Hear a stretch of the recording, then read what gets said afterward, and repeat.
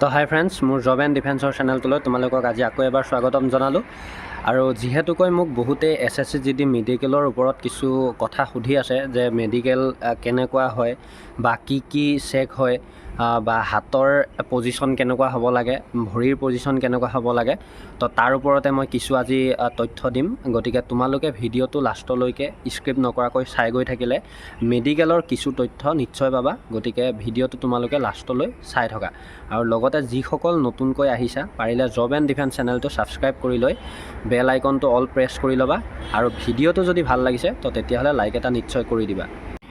তো মই হাতৰ পজিশ্যনটো তোমালোকক দেখুৱাই দিওঁ। প্ৰথমতে মই মোৰ লগত বন্ধু এজন আহিছে, তো তেওঁৰ মই দেখাই দিওঁ। তেওঁ অসম পুলিচৰ লগত লাগি আছে। কথা হ'ল এইটো তেওঁৰ চোৱা ছিংগুল হাতত এইটো এংগলটো তেওঁৰ সম্পূৰ্ণ বেকা আছে, দেখিছানে? এইটো সম্পূৰ্ণ বেকা আছে আৰু এইটো তেওঁৰ ওলাই আছে, মানে এলব' বুলি কয় যিটো আমাৰ এলব'টো বেছিকৈ ওলাই আছে। মানে আমি যদি এনেকৈ নৰ্মেল তেওঁক জইন দিওঁ তো তেওঁ লাগি যায়, মানে গেপ নাথাকে। তো এই গেপ নাথাকাটো তেওঁলোকে মেডিকেলত অলপ সমস্যা কৰা দেখা যায়, মানে ৰিমেডিকেল দিয়া দেখা যায়। আৰু তোমালোকক যদি মই নৰ্মেল দেখুৱাই দিওঁ, মোৰ হাতকেইখন দেখুৱাই দিওঁ, তো তেতিয়াহ'লে তোমালোকে দেখা পাবা যে মোৰ তেওঁৰ লগত নিমিলে, মানে এইটো আৰু এইটো লাগি যায় কিন্তু মোৰ নালাগে। তো তোমালোকে চাই থাকা, তেতিয়া গম পাবা। ইয়াত তোমালোকে দেখিব পাইছা এইখন হ'ল মোৰ হাত আৰু এইটো তোমালোকে দেখিছা মোৰ এই এলব' দুটা সম্পূৰ্ণ কেতিয়াও নালাগে। মানে মই যদি এনেকৈ জোৰ দিও লগাবলৈ চেষ্টা কৰোঁ তো তেতিয়াহ'লে মোৰ কেতিয়াও নালাগে এলব' দুটা। গতিকে এইটো হ'ল আমাৰ নৰ্মেল পজিশ্যন। আৰু মই এনেকৈ 2022ৰ মেডিকেল ফিট হৈ আহিছোঁ। গতিকে নৰ্মেল আমাৰ এনেকুৱা হ'ব লাগে, এলব' দুটা কেতিয়াও লাগিব নালাগে। আৰু মই যদি এনেকৈও দিওঁ তো এনেকৈ দিলেও তোমালোকে দেখিব পাইছা এয়া হাত লগাই দিছোঁ, কিন্তু মোৰ এটা ধুনীয়া গেপ মেইনটেইন হৈছে। গতিকে এনেকুৱাই হ'ব লাগিব। এইটো হ'লে আমাৰ হাতৰ পজিশ্যনটো নৰ্মেল হ'ব। গতিকে হাতৰ পজিশ্যন ইমানেই হ'ব লাগিব। আৰু এতিয়া মই তোমালোকক অকণমান ভৰিৰ পজিশ্যন দেখুৱাই দিওঁ, ভিডিঅ'টো চাই থাকা। তো তোমালোকে দেখিব পাইছা এইটো হ'ল আমাৰ নৰ্মেল পজিশ্যন আৰু এইটো আমাৰ ভি শেপত আছে তেওঁ। আৰু ভি শেপত থাকোঁতে তেওঁ দেখিব পাইছে সম্পূৰ্ণৰূপে তেওঁ লাগা নাই আৰু সেইটো নকনি নাই। যদি নকনি থাকে এইটো তোমালোকৰ ভি শেপত দিলে লাগি যাব, আৰু লাগি গ'লে তাত ৰিমেডিকেল দিয়া দেখা যায়, নহ'লে শুৱাই লৈ পেলাই চাই। আৰু এইটো আছে নৰ্মেল পজিশ্যন। গতিকে ভৰি পজিশ্যনটো এনেকুৱা হ'ব লাগে। প্ৰথমতে আমাৰ SSC GDত যিহেতুকৈ আমাৰ মেডিকেলত প্ৰথমতে হয় ডকুমেণ্টছ ভেৰিফিকেশ্যন। তো ডকুমেণ্টছ ভেৰিফিকেশ্যনৰ ওপৰত মই সৰুকৈ কেইটামান কথা কৈ দিওঁ। আৰু ভিডিঅ'টো অকণমান দীঘলীয়া হ'ব পাৰে, গতিকে তোমালোকে যাতে বৰিং নোহোৱা আৰু ভিডিঅ'টো ভালকৈ চালেহে গম পাবা, তেতিয়া কথাখিনি বুজি পাবা। কথা হ'ল প্ৰথমতে তোমালোকৰ আমাৰ যিকোনো এটা কাষ্টৰে যিহেতুকৈ আমাৰ ডমিচিয়েলৰ প্ৰয়োজন হয়, গতিকে প্ৰথমতে আমাৰ ডমিচিয়েলটো ৰেডি কৰি লোৱাটো আমাৰ বাবে খুবেই প্ৰয়োজনীয়। আৰু ডমিচিয়েল লাগিব, তাৰপিছতে আমাৰ আহে ধৰি লোৱা ডমিচিয়েলৰ বাদে PRCও চলে মেডিকেলত। গতিকে তোমালোকে ডমিচিয়েল বা PRCৰ যিকোনো এটা কপি হ'লেই হ'ল, আৰু অৰিজিনেল লৈ যাবা। বাকী তোমালোকে এপ্লাই টাইমত যিখিনি ডকুমেণ্টছ দিছিলা, মেট্ৰিক বা হায়াৰ ছেকেণ্ডেৰী যিখিনি দিছিলা, সেই গোটেইখিনি লৈ ল'বা ডকুমেণ্টছ। আৰু লগতে তোমালোকে ল'ব লাগিব ধৰি লোৱা আধাৰ কাৰ্ড, যিকোনো ID প্ৰুফ এটা ল'ব লাগিব। আৰু যদি হাইট চেষ্ট কম থাকে তেতিয়াতো তোমালোকে ফিজিকেলতে এনেক্সাৰ লৈ যাব লাগিব। গতিকে সেই এনেক্সাৰ লৈ ল'বা। আৰু লগতে তোমালোকে চেণ্ট্ৰেল কাষ্ট লৈ ল'বা। আৰু চেণ্ট্ৰেল কাষ্ট কেনেকৈ বনাব লাগে, কি বনাব লাগে, মই বহুত দিনৰ আগৰ পৰা কৈয়ে আছোঁ। আৰু লগতে তোমালোকে যদি যিখিনিয়ে নাজানা তো মোক ফোন কৰি সুধিব পাৰা, নহ'লে মেছেজত সুধিব পাৰা। গতিকে আজি মই বিশেষ মেডিকেলৰ ওপৰত ডকুমেণ্টছৰ ওপৰত তেনেকৈ কথা নকওঁ। যদি আমি SSC GDৰ মেডিকেলৰ কথা কওঁ তেতিয়াহ'লে আমাৰ প্ৰথমতে আহে চকুকেইটাৰ কথা। গতিকে আজি মই চকুৰ ওপৰত অকণমান কথা কৈ দিওঁ। প্ৰথম কথাটো হ'ল আমাৰ চকু নৰ্মেল আমাৰ কিমান থাকিব লাগে। আমাৰ এনেও যদি SSC GD বুলি নহয়, ধৰিলে এনেই নৰ্মেল আমাৰ চকু থাকিব লাগে 6/6। তো 6/6 আছে বুলি তোমালোকে কেনেকৈ গম পাবা ঘৰতেই মই কৈ দিওঁ। তোমালোকৰ যদি আশে পাশে গভৰ্ণমেণ্ট হস্পিটেল আছে তো হস্পিটেলত যাবা, চকুৰ ডক্টৰ থাকিব। চকুৰ ডক্টৰৰ ওচৰলৈ গৈ তোমালোকে সুধিবা যে ছাৰ আমাৰ চকুৰ পৰীক্ষাটো কৰি দিয়কচোন, আমাৰ 6/6 আছেনে নাই। তো তেনেকৈ যদি কোৱা তোমালোকক এখন 6/6ৰ চাৰ্ট দিব 20 ফুট ডিষ্টেঞ্চৰ পৰা। আৰু তেতিয়া যদি তোমালোকে তাত 6/6ৰ যিটো লাইন, সেই লাইনটো যদি স্পষ্টকৈ দুইটা চকুৰে ক'ব পাৰিছা, আৰু এটা চকুৰেও যদি ছিংগুল ক'ব পাৰিছা, তো তেতিয়াহ'লে তোমালোকে একদম চিন্তা কৰিবলগীয়া একো নাই, তোমালোকৰ নৰ্মেলেই চকু।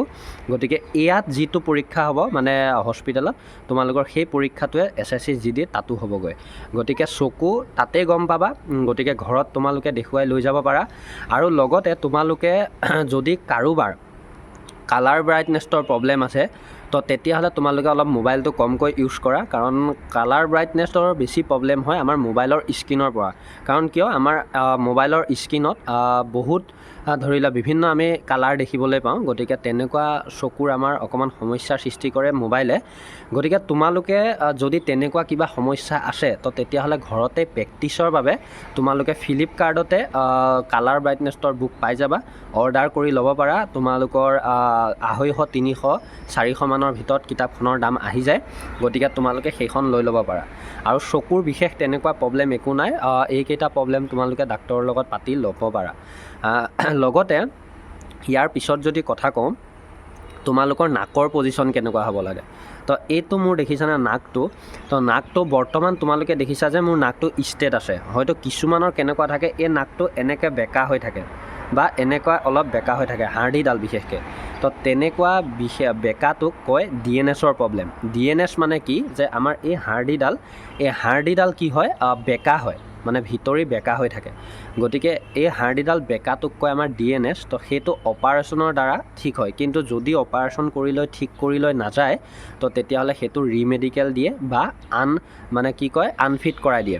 গতিকে সেইটোৰ পৰা তোমালোকে বাচিবলৈ হ'লে যদি তেনেকুৱা প্ৰব্লেম আছে আগতীয়াকৈ ডক্তৰৰ লগত কথা পাতিব পাৰা।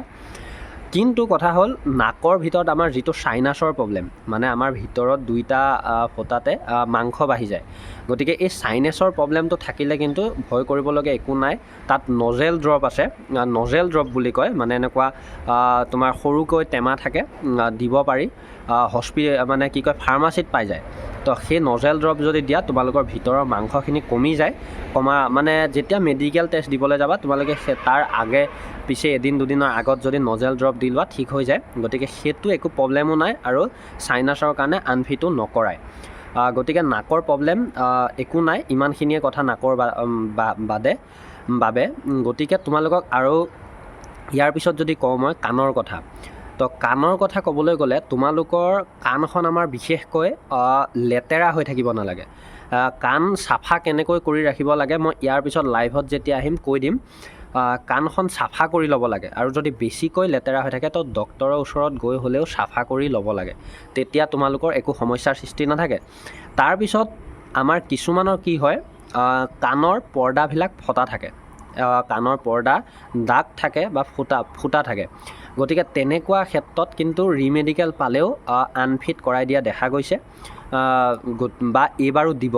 গতিকে কাণৰ আৰু চকুৰ আমাৰ ডিফেন্সত বেছি প্ৰয়োজন। গতিকে এই বস্তুকেইটা চম্ভালি ৰখাটো আমাৰ নিজৰ কৰ্তব্য, আৰু যদি তেনেকুৱা এতিয়াও প্ৰব্লেম আছে ডক্তৰক দেখুৱাই ল'ব পাৰা।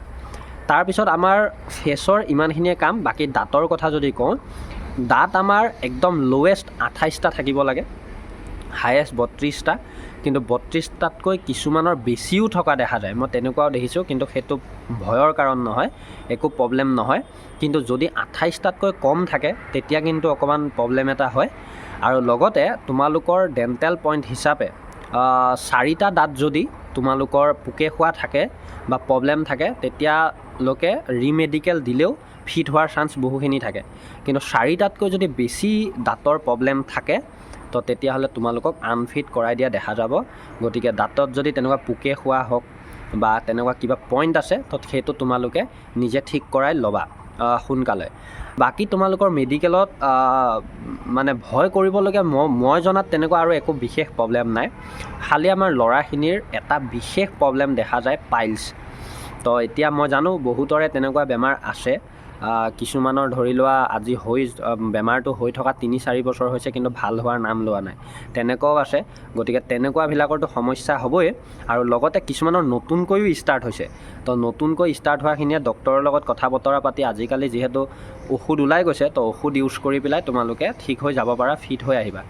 কিন্তু মই জনাত পাইলছ বেমাৰটো আমাৰ সৰু বেমাৰো নহয় আৰু ইমান ডাঙৰ বেমাৰো নহয়, কিন্তু সময় অনুসাৰে যদি ঠিক কৰি লোৱা নহয় তো তেতিয়াহ'লে প্ৰব্লেমৰ সৃষ্টি হয়।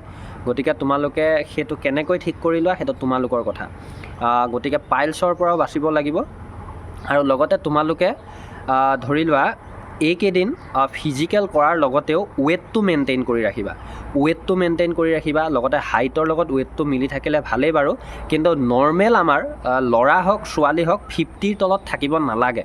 ৱেইটটো আমাৰ 50ৰ তলত থাকিব নালাগে, পাৰিলে আমাৰ 50ৰ ওপৰতে ৱেইটটো লাগে। গতিকে তোমালোকে 50ৰ ওপৰত ৱেইটটো ৰাখিবলৈ চেষ্টা কৰিবা, হাইটটো যিয়ে নহওক। আৰু বাকী আমাৰ ল'ৰা মানুহৰ চেষ্টটো মিলাই ৰাখিবা, চেষ্টটো উঠা নমা হ'লেও কিছুমানৰ বেছিকৈ প্ৰব্লেম দেখা যায়, গতিকে সেইটো মেইনটেইন কৰি ৰাখিবা।